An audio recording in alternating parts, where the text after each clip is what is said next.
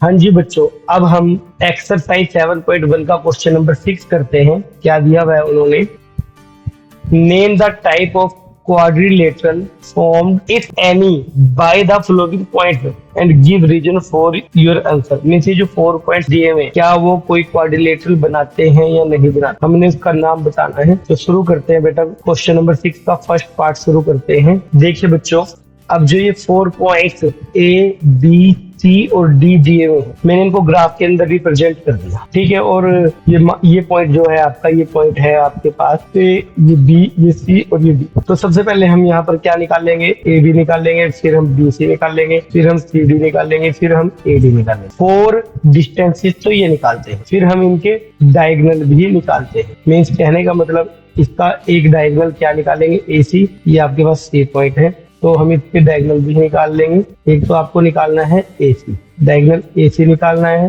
और दूसरा डायगोनल इसका क्या निकालना है, BD। चलिए सबसे पहले हम इसकी 4 साइड्स निकाल लेते हैं, क्या आएंगी। देखिए बच्चों, यहाँ पर AB की वैल्यू क्या होगी, AB equal to distance formula क्या है बेटा, x1 minus x2 whole square plus y1 minus y2 whole square. देखिए बच्चे, अब की बार क्या होगा, यहाँ पर x1 की वैल्यू कितनी है आपके पास, -1, और y1 की वैल्यू कितनी है, -2, और x2 की वैल्यू कितनी है, 1, और y2 की वैल्यू कितनी है, 0। तो यहाँ पर हम वैल्यू पुट करते हैं, क्या आएगी, x1 माइनस x2, x1 की वैल्यू -1 माइनस x2 की वैल्यू 1, ये स्क्वायर चला गया, प्लस उसके बाद y1 की वैल्यू -2 माइनस, और y2 की वैल्यू कितनी है, 0, ये स्क्वायर चला गया। यहाँ से आपके पास क्या वैल्यू आ जाती है, -1 और -1 कितना होगा, -2 का स्क्वायर करो कितना आएगा, 4, -2 और -0 कितना होगा, -2 और -2 का स्क्वायर करो कितना आएगा, 4। इसको लिख दो आप 4 × 2, और 4 की वजह से क्या 2 बाहर आ जाएगा, और स्क्वायर रूट के अंदर क्या बचेगा,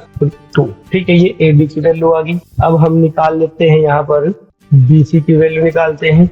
देखिए बच्चे, BC कितना होगा आपके पास, अब की बार बेटा क्या करते हैं हम, BC अब की बार ये x1 की वैल्यू हो चुकी है, ये y1 की वैल्यू, x2 की वैल्यू -1 और y2 की वैल्यू 2। तो फॉर्मूला क्या बनेगा, x1 माइनस x2, तो x1 कितना है यहाँ पर 1 माइनस, और x2 की वैल्यू कितनी है -1, तो यहाँ पर ये +1 लिखा जाएगा, ये स्क्वायर हो गया, प्लस y1 की वैल्यू कितनी है 0 माइनस y2 की वैल्यू कितनी है 2, ये स्क्वायर चला गया। यहाँ से देखिए क्या होगा, 1 + 1 कितना होगा 2, और 2 का स्क्वायर करो कितना आएगा 4, 0 - 2 कितना होगा, -2, और -2 का स्क्वायर करो कितना आ जाएगा 4। इसको भी मैं क्या लिख सकता हूँ, 4 × 2 लिख सकता हूँ, तो 4 का स्क्वायर रूट 2 होता है, और ये वाला 2 जो बचा हुआ है वो स्क्वायर रूट के अंदर ही बच चुका है। अब अगली वैल्यू में क्या निकालूंगा, AB निकाल लिया, फिर BC निकाल लिया, अब CD की बारी आ गई, ये आपका CD की वैल्यू निकालता हूँ मैं। तो देखिए बच्चे क्या होगा, अब की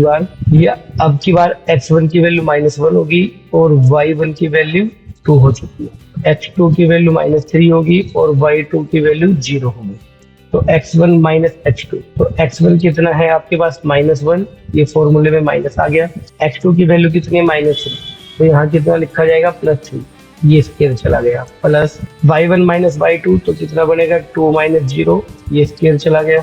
तो यहाँ से ये वैल्यू कितनी आएगी आपके पास, -1 + 3 कितना होगा 2, 2 का स्क्वायर करो कितना आ जाएगा 4, 2 - 0 कितना होगा 2, और 2 का स्क्वायर करो कितना आएगा 4।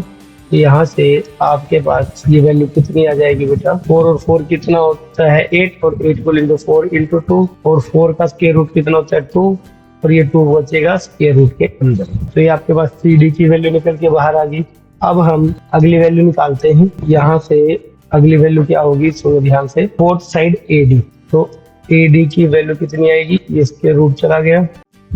तो अब की बार हमारे पास x1 की वैल्यू -1 आ गई, और y1 की वैल्यू -2 आ गई, x2 की वैल्यू -3, और y2 की वैल्यू 0। तो x1 माइनस x2 कितना बनेगा, x1 की वैल्यू कितनी आ गई -1, माइनस x2 की वैल्यू कितनी है -3, तो यहाँ क्या बन जाएगा +3, ये स्क्वायर आ गया, प्लस y1 की वैल्यू कितनी है -2, और y2 की वैल्यू कितनी है 0, तो -0 आ गया। तो यहाँ से देखिए क्या हुआ, -1 + 3 2, 2 का स्क्वायर कितना चाहिए, 2 का स्क्वायर 4 होगा, और -2 -0 -2 और -2 का स्क्वायर करोगे कितना आएगा 4। तो यहाँ से स्क्वायर रूट ऑफ कितना आ जाएगा 4 × 2, और 4 का स्क्वायर रूट कितना होता है 2, और स्क्वायर रूट के अंदर क्या बचेगा 2।